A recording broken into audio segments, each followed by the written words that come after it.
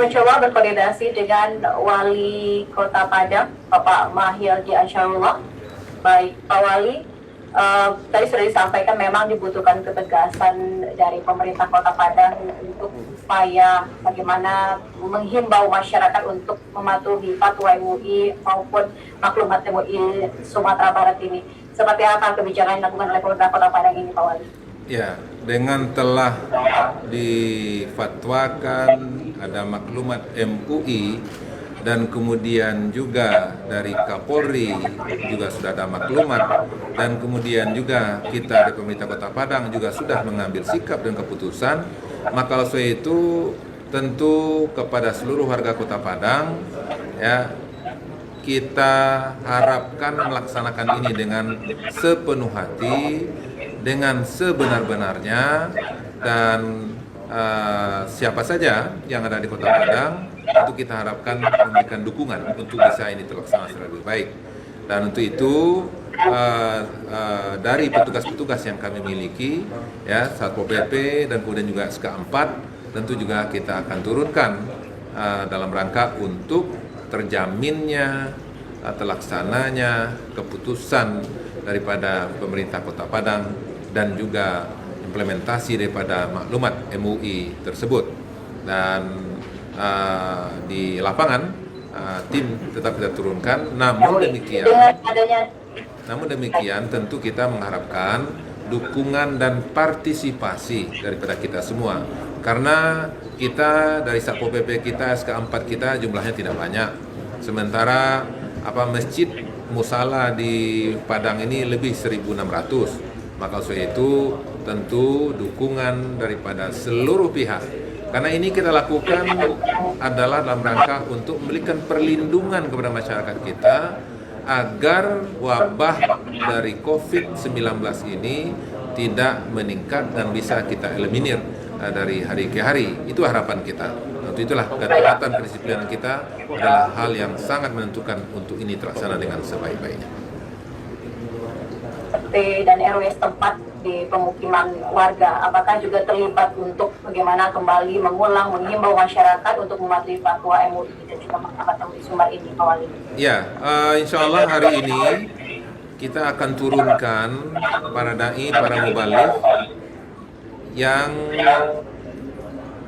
ke masjid-masjid dan musala-musala di Kota Padang untuk menyampaikan dan menjelaskan maklumat daripada Majelis Ulama dan kemudian juga keputusan pemerintah Kota Padang dan kemudian juga maklumat daripada Kapolri. Nah, sehingga itu menjadi suatu hal yang difahami, dan pada saat yang sama juga kita sudah juga mengeluarkan kebijakan bagaimana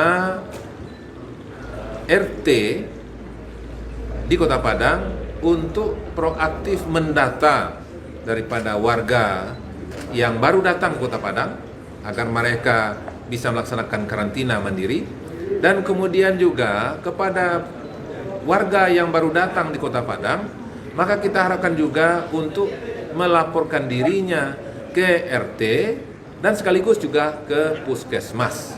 Nah, sehingga pribadi-pribadi tersebut akan diawasi, akan dievaluasi oleh puskesmas sekaitan dengan perkembangan kesehatannya.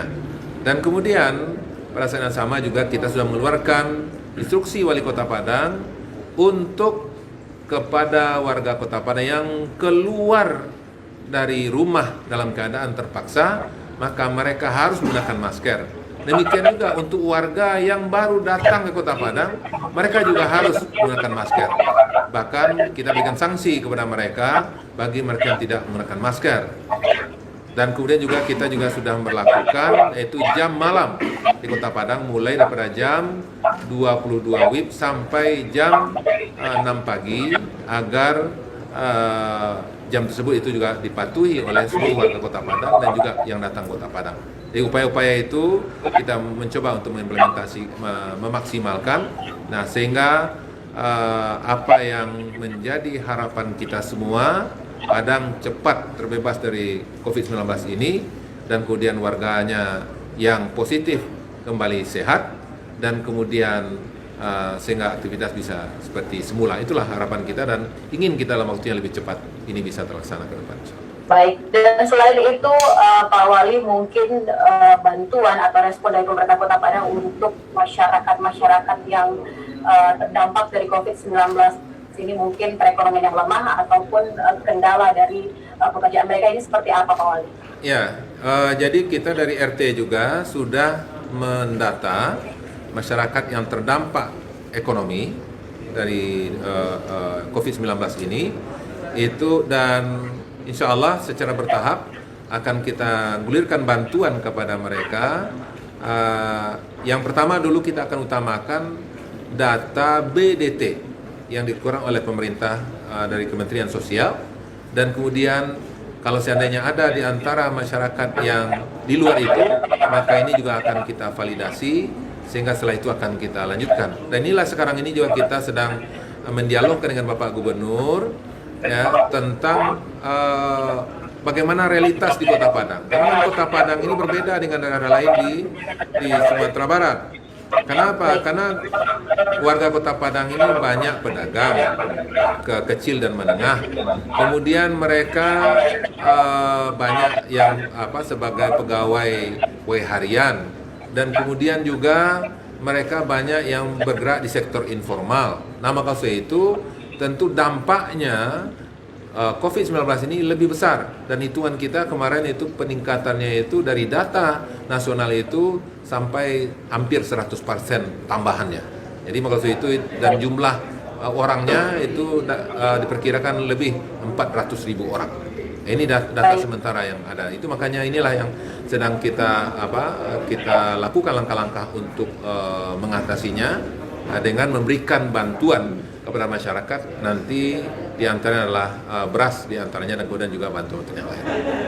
Baik, Pak Wali, terima kasih atas informasinya. Dan memang pemirsa, saat ini kita sudah hampir di penghujung perjumpaan dalam dialog suara publik ini. Tadi sudah banyak rangkaian diskusi kita sampaikan, baik dari Pak Wali, Ketua MUI Sumbar, dan juga Ketua Dewan Masjid Indonesia. Mungkin di penghujung ini kita tidak bisa menyimpulkan satu persatu. Saya ke Pak Ketua MUI Sumatera Barat, Buya Gus Rizal Genzahar, tegas dan lugas, singkat mungkin Buya, seperti apa Fatwa MUI menegaskan terkait ibadah ini? Singkat Buya, silakan. Terima kasih. Kita imbau umat Islam seluruhnya bahwa kita telah bersepakat, ulama, para pakar, bahwa kunci dari menghadapi COVID-19 ini adalah memutus mata rantai penularan. Dan itu bukan hanya kesimpulan ilmiah dari pakar medis dan ahli, tapi sebagaimana yang diperintahkan Nabi Sallallahu Alaihi Wasallam dalam sabda beliau dan dipraktikkan oleh para sahabat. Kita harus sungguh melakukan ini. Semua pihak harus terlibat bersama, seayun selangkah dan melakukan pemutusan mata rantai penularan. Jangan ada sebagian yang mau, sebagian malah merusak cara dan langkah-langkah. Kalau kita bisa bersama, berikhtiar dengan maksimal, dan bersungguh dalam munajat kepada Allah Subhanahu wa Ta'ala, bangunlah optimisme bahwa Allah Subhanahu wa Ta'ala menyediakan kelapangan setelah kesulitan, dan Allah yang mengangkat seluruhnya dengan izinnya, karena Dia yang mendatangkan. Keyakinan yang seperti itu harus kita bangun dengan ikhtiar yang maksimal. Baik, terima kasih Buya Gus Rizal Genzahar, terima kasih juga Buya Maigus Nasir dan juga Wali Kota Pak Mahyudin Syarullah. Buya, terima kasih. Buya, terima kasih Pak Ustadz.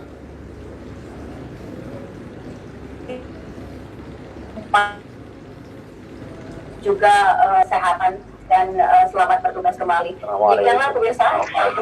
Baik, assalamualaikum warahmatullahi wabarakatuh. Para narasumber kita. Ya.